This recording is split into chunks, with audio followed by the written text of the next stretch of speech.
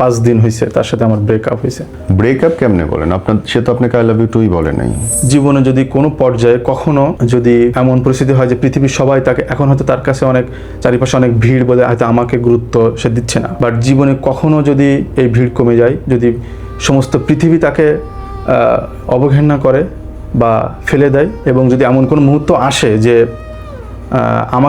তাকে তার পাশে দাঁড়ালে আমাকে গুলি করা হবে, শ্যুট করা হবে বা কিছুক্ষণের মধ্যে আত্মহত্যা করা হবে, আমি তার পাশে আছি, তবু আমি তার পাশে সেই কিছুক্ষণের জন্য দাঁড়াবো। এবং তারপরে তুমি তাকে হাত ধরবে, তাই তো? তারপরে আমি তাকে হাত ধরবো এবং আমি তোমাকে বলি তুমি হাতটা ঠিকই ধরবা, 3 মাস পর আবার ছেড়ে দিবা।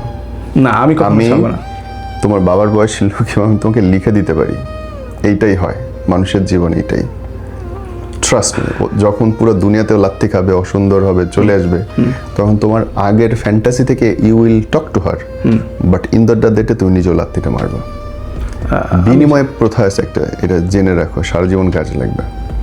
আমরা যখন 1 গ্লাস পানি কিনতে যাই, 15 টাকা দিই 1 বোতল পানির দাম, আমরা কি দেই? টাকা দিই।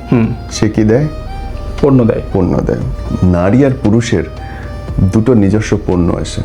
আমরা ছেলেরা আমাদের নিজস্ব সত্তা হচ্ছে আমাদেরকে অর্থনীতি দিয়ে দেখা হয়, মেয়েদের দেখা হয় সৌন্দর্য দিয়ে। আমি টাকা দিলাম, ও পানি দিল। আমি টাকা দিলাম, সে সুন্দর একটা মেয়ে আমার ঘরণী বা প্রেমিকা হইল, বা আমার ইনভেস্ট করার সামর্থ্য আছে দেখে। যখন তুমি বড়লোক হবা, ততদিনে তার সৌন্দর্য শেষ হয়ে যাবে। সৌন্দর্যের সবকিছুর সমাধান হলো শখের নারী। সে আবার কি জিনিস? শখের নারী, যে যার প্রতি আমার খুব অনুভব। নারী শখের কেমনে হয়? নারী শখের কেমনে হয়? শখের পুতুল হইতে পারে, জামা হইতে পারে, মানুষ শখের কেমনে হয়? আচ্ছা, শখের এটা সূত্র হলো, কিছু মানুষের উপরে, কিছু মানুষ আপনাকে জীবনে কখনো ক্ষতি করে না, তার সাথে দেখা হয় না, কথা না, কিন্তু দেখলে একটা মনের মধ্যে থেকে এমন একটা খারাপ লাগে যে কেমন একটা দেখতে, বা এরকম মনে হয়। কি বুঝলাম না, একটা 18, 19, 20 বছরের ছেলে একটা মেয়েকে দেখলে যে উত্তেজনা হয়, এটা প্রেম না ভাই, এটা ইম্পসিবল প্রেম না, এটা জৈবিক। প্রেমে পড়তে হলে আপনাকে অ্যাচিভ করতে হবে। প্রেমে পড়তে হলে আপনাকে, ধরেন 1 কোটি 10 কোটি টাকা আপনার যখন ব্যাংকে আসে, তখন আপনার মস্তিষ্ক বলবে তুই অনেক কাজ করছিস, তুই রেস্ট নে। এই যে উপহারটা সে দিল, দ্যাট ইজ লাভ।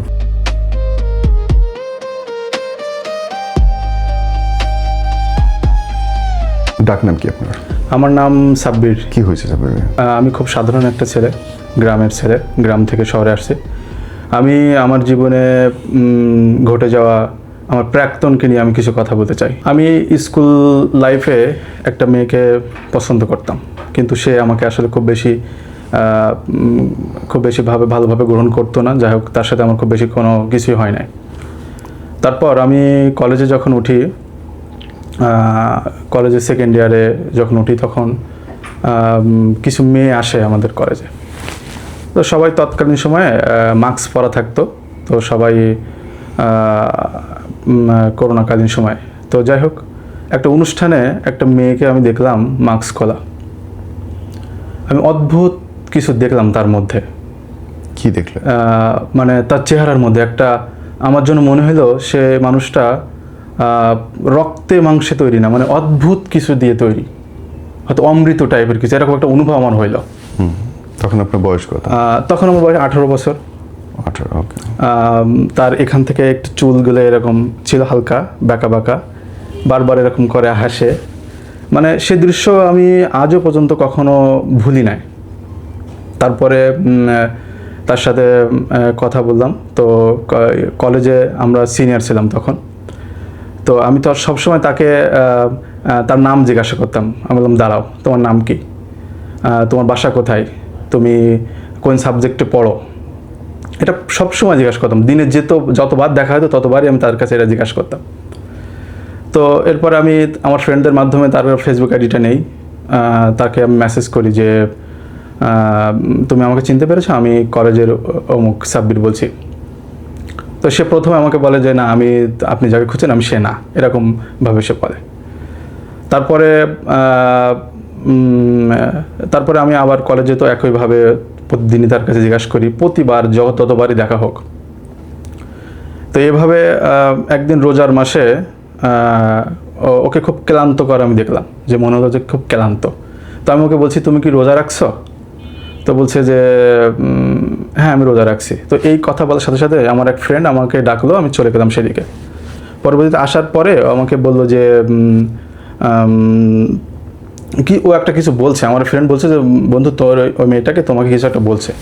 তো পরে আমি রাতে ওকে মেসেজ দিয়েছি যে তুমি কি বলছিলা, তখন ও বলছে আপনি রোজা আছেন কিনা এটা জানতে চাচ্ছি। তো আমি বললাম এই যে তুমি স্বীকার করলা, তুমি যে সেই। তখন ও বললো যে আমি আসলে রোজার মাসের মিথ্যা কথা বলতে চাইনি। ও একটু মানে মানে হুট করে বলে ফেলছে আর কি। এরপরে ওর সাথে কথা হলো, দেখা হলো, আমাদের মধ্যে একটা ঘনিষ্ঠ সম্পর্ক হলো কলেজে। তারপরে আমি আমাদের বাড়িতে তখন গ্রামে তো তখন নেটওয়ার্ক পাইতো না, তো ওর সাথে কথা বলার জন্য আমি অনেক দূরে যেতে হতো আমাকে কথা বলার জন্য। গভীর রাত জেগে জেগে কথা বলতাম, রাত জাগা তার কাছ থেকে শিখছিলাম। এরপরে একদিন কথা বলতে বলতে আমাকে বলতেছে যে, আমি ওকে বলছি যে তুমি আমার জন্য তুমি যা বলবো আমি তাই করব, তোমার জন্য আমি সব কিছু করতে পারি। তো আমাকে বলছে যে কেমন পারো, আমাকে একটা কালো গোলাপ এনে দাও। তো আমি বললাম যে আমি তখন জানতামই না যে গোলাপ আবার কালো রঙের হয়, এটা আমি জানতামই না। তারপর আমি বললাম যে না এটা সম্ভব না। তারপর বললো ঠিক আছে একটা সাদা গোলাপ এনে দাও। আমি বললাম যে না এটা সম্ভব না। আমি তাকে একটু এড়িয়ে গেলাম কথাটা, কিন্তু মনে মনে আমি ওটা খুঁজতেছি যে কীভাবে পাওয়া যায়। আমার সমস্ত বন্ধু স্বজন যারা যেখানে আছে আমি সবাইকে বলছি যে ওই গোলাপ খুঁজে দেওয়ার জন্য। একজন বললো যে তার এলাকায় এক কবরস্থানে দেখছিল। আমি বললাম দেখো কালকে সকালে দেখবা। তো এরকম অনেকে, একজন ছবি দিয়ে বলে এটা, তাই বললাম যে না এটা না। তারপর আমাদের বাসা থেকে প্রপোজ করলেন কবে? ওই যে ওই অনুষ্ঠানের পর থেকে ওই যে মেসেঞ্জারে কথা হলো, ওই অনুষ্ঠানের পরে তার কিছু আনুষ্ঠানিকভাবে প্রপোজ করলেন আনুষ্ঠানিক ওই তখনই আর কি। অ্যানসারটা সে কি বলছিল? আমাকে বলছে যে হ্যাঁ ঠিক আছে, আমরা দুজন একটা মানে সুন্দর একটা রিলেশনের মধ্যে গেলাম। সে কি আই লাভ ইউ টু বলছিল? আই লাভ ইউ টু সরাসরি তো ওইভাবে মানে সে বলে নাই, সে ওইভাবে বলে নাই, বাট তার সাথে একটা সুন্দর একটা সম্পর্কের মধ্যে আমরা, সেটা আপনার মনে হচ্ছিল? হ্যাঁ দুজনেই আমরা সেভাবে গিয়েছিলাম আর কি। তো যাই হোক আমি ঝামেলাটা কই লাগলো?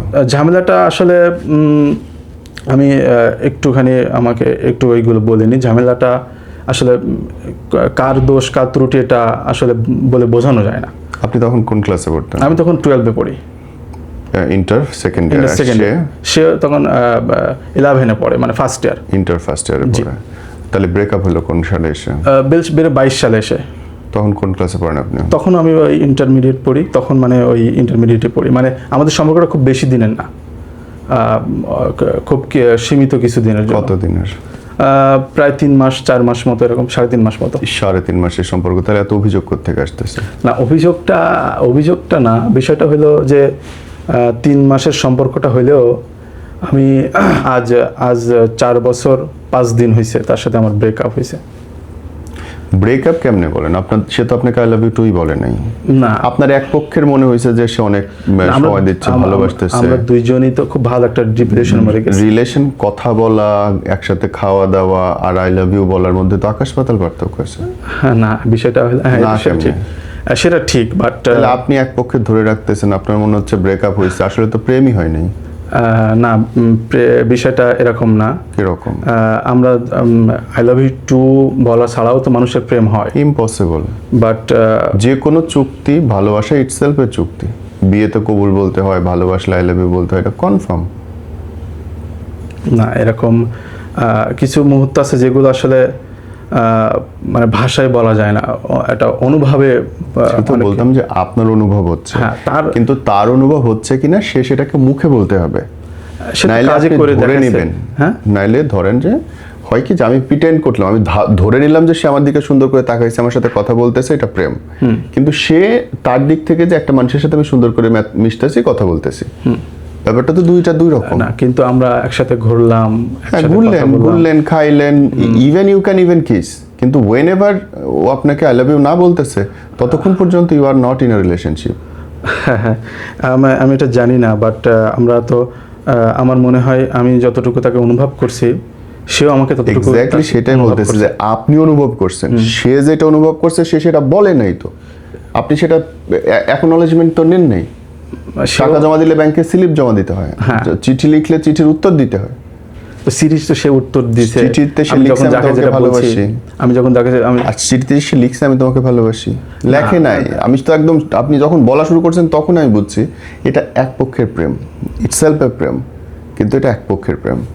আপনি আমার কাছে অফিয়ারে বললেন যে আমার ভালোবাসার অভিযোগের কথা, আমি তো কোনোখানে ভালোবাসাই দেখতে পাচ্ছি না।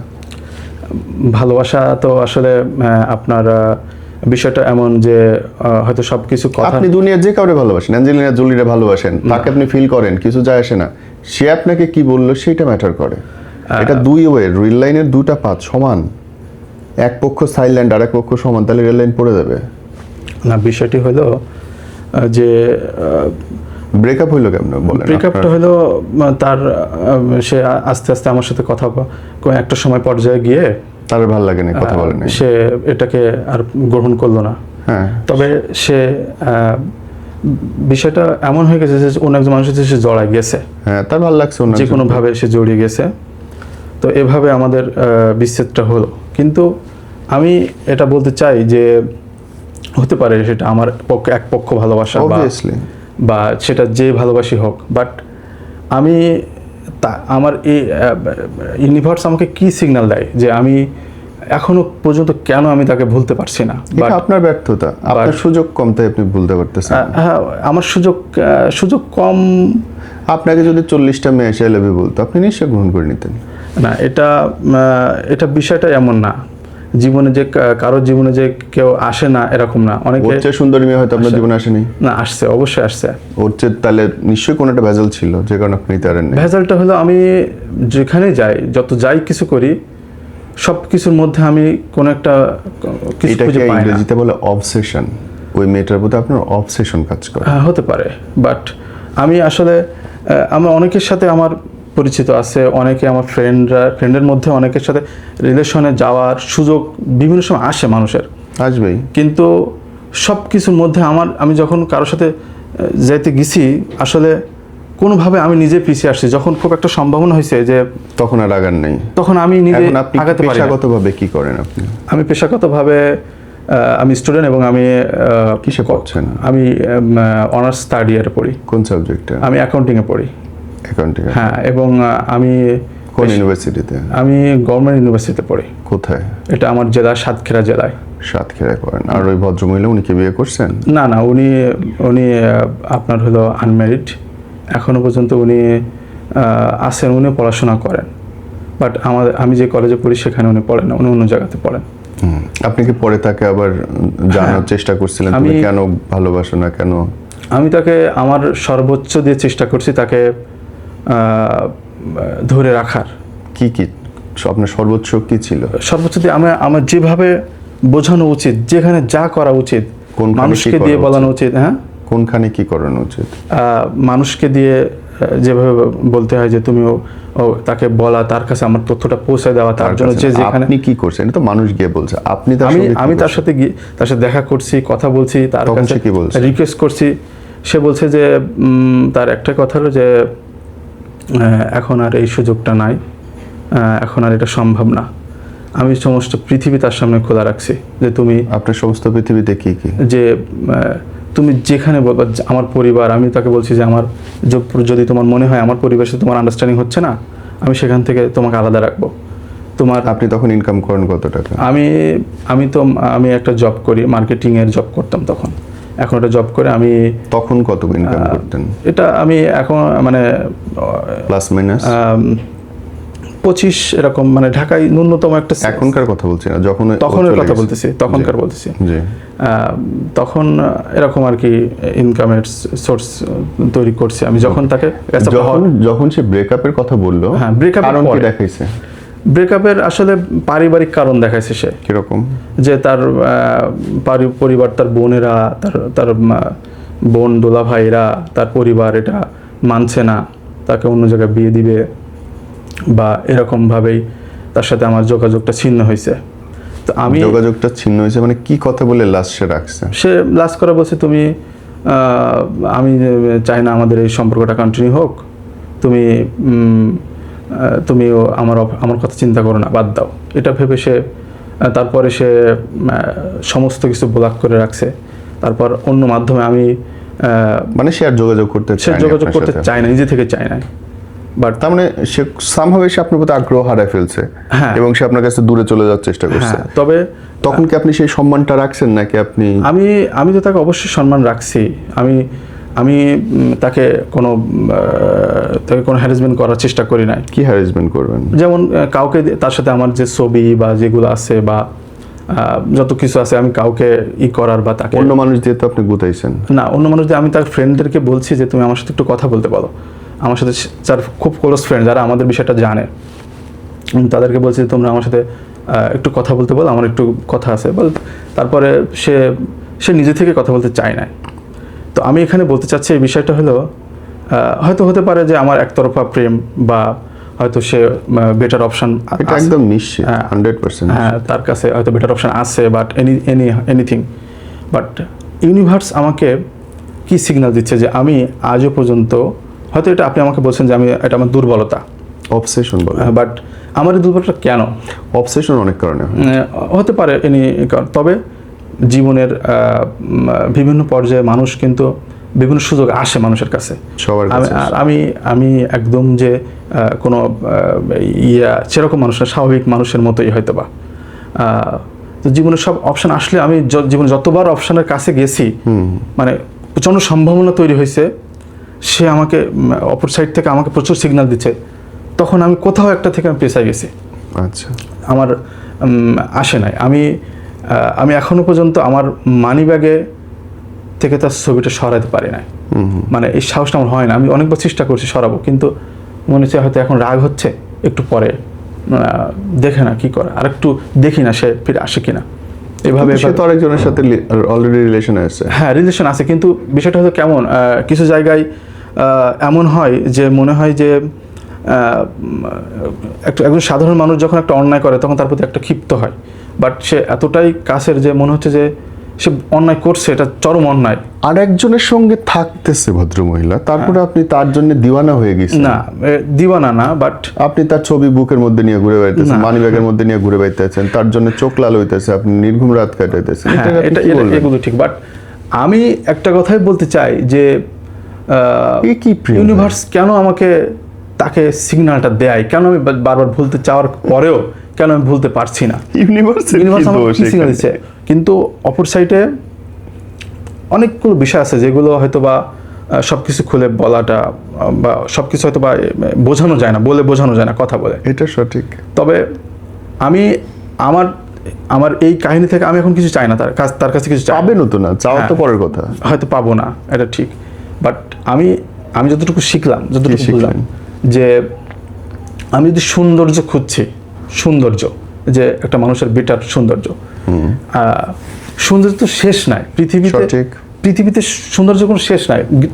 গ্রামের মেয়েরা একরকম সুন্দর, শহরের ভিন্ন ভিন্ন মেয়েরা বিভিন্ন ধরনের সুন্দরী, প্রত্যেক আলাদা আলাদা সুন্দর। এরপরে দেখেন পাকিস্তানি মেয়েরা সুন্দরী, ইরানি মেয়েরা সুন্দরী, বা বিভিন্ন জায়গার মেয়েরা বিভিন্ন ধরনের সুন্দরী। কি বলতে চান? বাট সৌন্দর্যের সব কিছুর সমাধান হলো শখের নারী। সে আবার কি জিনিস? শখের নারী, যে যার প্রতি আমার খুব অনুভব। নারী শখের কেমনে হয়? নারী শখের কেমনে হয়? শখের পুতুল হইতে পারে, জামা হইতে পারে, মানুষ শখের কেমনে হয়? আচ্ছা, শখের এটা সূত্র হলো কিছু মানুষের উপরে, কিছু মানুষ আপনাকে জীবনে কখনো ক্ষতি করে নাই, তার সাথে দেখা হয় না, কথা নেই, কিন্তু দেখলে একটা মনের মধ্যে থেকে এমন একটা খারাপ লাগে যে কেমন একটা দেখতে, বা এরকম মনে হয়। কি বুঝলাম না। কিছু মানুষকে মনে করেন যে অনেক মানুষ আছে না রাস্তা দিয়ে দেখে, তার সাথে আমি পরিচিত না, বাট বা অনেক ফিল্মের নায়িকা বা অনেক কিছু, তাদেরকে আমি দেখতে সরাই দিই যে ভালো লাগে না আমার, মানে এরকম ভালো না লাগে এরকম একটা, কিন্তু সে কিন্তু আমার কোনো ক্ষতি করে না বা আমি পরিচিতও না। বাট কিছু মানুষ আছে যাদেরকে মনে হয় যে এদের সাথে আমাদের গভীর ডিপ রিলেশন বা কানেকশন, এটা ভোলা যায় না। হয়তোবা আজ থেকে বহু বছর পরে এটা মনে থাকবে না, বাট এখন যে এই বয়সে যেটা আমি অনুভব করতেছি সেটা আমি প্রকাশ করছি। বুঝলাম। মানুষ শখের হয় কেমনে, আমার এটা মাথায় ঢুকে না। মানুষ শখের হয় হয়তো আপনার এজে গিয়ে এটা মনে হবে, বাট বর্তমান এজে শখের বলতে এমন মানুষ কিছু থাকে যে মানুষটার আসলে সব কিছুই অনেক গভীর মনে হয়, অনেক ডিপ মনে হয়, বা তার সব কিছুই যেন ভালো খারাপ তার ঝাড়ি দেওয়া, ঠিক আছে, মানে ভালো লাগার মানুষ। হ্যাঁ, এনিথিং যেন সবকিছু একটা মন থেকে একটা সাড়া দেয়, নিজেকে আপনি খুঁজে কি পাওয়া। শিখলেন সেটা বলেন আপনার এই 3 মাসের প্রেম থেকে? আমি এটা শিখলাম যে কোনো মানুষ আসলে যদি তার মধ্যে অনুভব না থাকে, তাকে হয়তো বোঝানো যায় না। তবে মানুষ এখান থেকে ঝরে যায়। আমার জায়গা থেকে হয়তো এরকম ইয়াং ছেলেরা বা তরুণেরা হয়তো প্রেমে এরকম ধরনের আঘাত পায়, বেশিরভাগই হয়তো পায়, অনেকে পায়। এই সময়টা খুবই কঠিন মুহূর্ত, যে আপনার হলো একটা ছেলে যখন একটা বিচ্ছেদ হয়, তখন একটা মেয়ে হয়তো যদি তার বিয়ে হয় বা যদি অন্য কোথাও যায়, বিয়ের কথাটাই বলি, সে কিন্তু আপনার তার সমাজ জীবনের খুব বিশেষ মুহূর্ত পালন করে। সে সুন্দর পোশাক, সবার ভালো ব্যবহার, এনিথিং অনেক কিছু পায়। বাট অপরদিকে একটা ছেলে কিন্তু খুব হার্ড টাইমে স্পেন্ড করে, তার পরিবার তার পাশে থাকে না, হয়তো হাতে গোনা খুব কয়েকজন বন্ধু তার পাশে থাকতে পারে। আপনি কি বলতেছেন আমি কিচ্ছু বুঝতেছি না। আমি বোঝাতে চাচ্ছি, একটা কঠিন মুহূর্তে একটা ছেলে যায়, যদি সে মন থেকে ভালোবেসে থাকে, কঠিন মুহূর্তে যখন সে যায়, তখন তার জীবনের একটা মেরুদণ্ড, সে ওখান থেকে লাইফ গড়তে পারে অথবা ওখান থেকে ঝরে যেতে পারে। তবে যারা এখান থেকে শক্তভাবে দাঁড়ানোর শক্তি অর্জন করে, আপনার একাকিত্ব খালি পকেটে যেমন দুনিয়া চেনা যায়, বিষয়টা ঠিক তেমন। তো ওইখান থেকে ঝরে না গিয়ে শক্তভাবে দাঁড়ানোটা একটা টাফ, এবং অনেকে সেটা পারে, আবার অনেকে সেটা পারে না। আপনি পারছেন? আমি পারছি।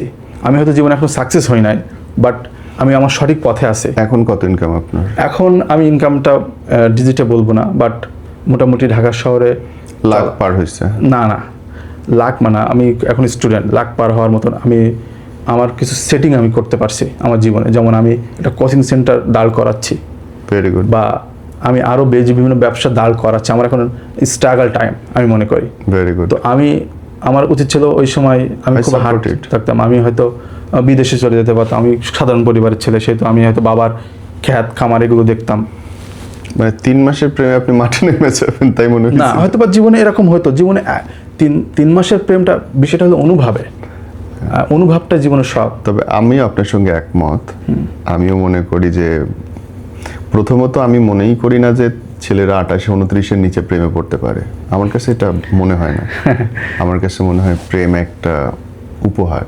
হ্যাঁ, মানুষ তখন উপহার দেয় যখন সে কিছু অ্যাচিভ করে। ব্রেন আমাদের তখন উপহার দেয় যখন আমরা কিছু অ্যাচিভ করি। ভাই, অনার্স 3rd ইয়ার 4th ইয়ারে পড়ে একটা ছিল, কি অ্যাচিভ করবে জীবনে? তো অবশ্যই, অফকোর্স, রাইট। ও না 10 কোটি টাকা বানাইছে, না 10টা প্রজেক্ট বানাইছে, তো কিছু বানায়নি। না, তাহলে মুরগির ওপর করতে আসবে? এটা তো সম্ভব না। এইটা আইসামো যারা বলে যে আমরা প্রেমে পড়ছি এই বয়সে, ওরা প্রেম বুঝেই না প্রথমত। দ্বিতীয়ত, মানে কাম ভালোবাসার বহিঃপ্রকাশ আর প্রেম, দিস ইজ কমপ্লিট ডিফারেন্ট। একটা 18-19-20 বছরের ছেলে একটা মেয়েকে দেখলে যে উত্তেজনা হয়, এটা প্রেম না ভাই, এটা ইম্পসিবল প্রেম না, এটা জৈবিক। প্রেমে পড়তে হলে আপনাকে অ্যাচিভ করতে হবে। প্রেমে পড়তে হলে আপনাকে, ধরেন 1 কোটি 10 কোটি টাকা আপনার যখন ব্যাংকে আসে, তখন আপনার মস্তিষ্ক বলবে তুই অনেক কাজ করছিস, তুই রেস্ট নে। এই যে উপহারটা সে দিল, that is love.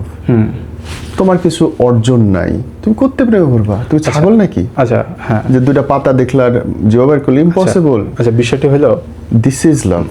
But what I support, যে তোমার যদি কোনো কারোর প্রতি আকর্ষণ তৈরি হয়, এই আকর্ষণের পরে গিয়ে তুমি নিজের জন্য, ধরো একটা প্রতিষ্ঠান তৈরি হচ্ছে, ভাইয়া একটা কোচিং সেন্টার করলাম, একটা ব্যবসা দাঁড় করালাম, 2টা পণ্য কিনলাম, 2টা জমি কিনলাম, ইনভেস্ট করলাম নিজের উপরে, আমি IELTS করলাম, অনেক জায়গায় পড়লাম। এই যে নিজেকে বিল্ড করার চেষ্টা, আই সাপোর্ট ইট। যে কাউকে যে কোনো কারণে ভালো লাগতে পারে, ব্যর্থতা তো সাথে সাথে আসে। আমার ভালো লাগবে, তার লাগবে, তো রিজন নেই। সো তারপর আমি নিজেকে যে আরো যোগ্য করার চেষ্টা করতেছি।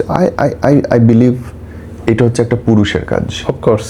আর যে বয়ে বয়ে নেশা করবে, যে বয়ে বয়ে কাঁদবে, রাত ভরে ঘুমাইবে না, ওই হালায় হারা জীবন ওই করতে থাকবে। ওর জীবনের চেয়ে বেশি কিছু এবং ওকে যে ছাড়ছে মেয়েটা যোগ্য কাজ করছে। কারণ যে বিপদে নিজেকে দেখতে পারে না, সে আরেকটা মেয়েরে কেমনে দেখবে? যেই ছেলেরা ব্রেকআপের পরে ভেঙে পড়ে, একদম সঠিক কাজ করে মেয়েরা, কারণ সে দুর্বল, ওকে ছেড়ে যাওয়াই উচিত। একটা মেয়ে একটা ছেলের কাছে নিরাপত্তা চায়, একটা ভাঙা ছেলেদের তো চায় না। না, তুমি পাশে থাকলে সব পারবা, ঘোড়ার ডিম পারবা।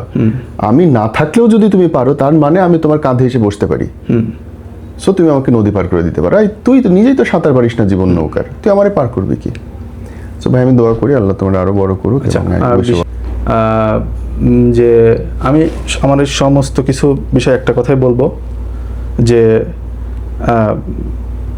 আমার অনুপস্থিতির ভয় পাওয়ার কথা ছিল যার, সে আমার উপস্থিতির ভয় পেয়েছিল। এটা আমার সবচেয়ে বড় কষ্ট।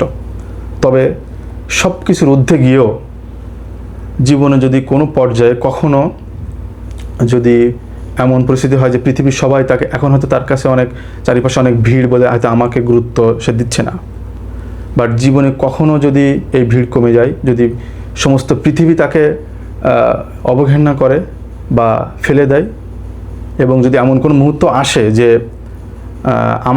তাকে তার পাশে দাঁড়ালে আমাকে গুলি করা হবে, শ্যুট করা হবে, বা কিছুক্ষণের মধ্যে আত্মহত্যা করা হবে, আমি তার পাশে আছি, তবু আমি তার পাশে সেই কিছুক্ষণের জন্য দাঁড়াবো। এবং তারপরে তুমি তাকে হাত ধরবে, তাই তো? তারপরে আমি তাকে হাত ধরবো। এবং আমি তোমাকে বলি, তুমি হাতটা ঠিকই ধরবা, 3 মাস পর আবার ছেড়ে দিবা।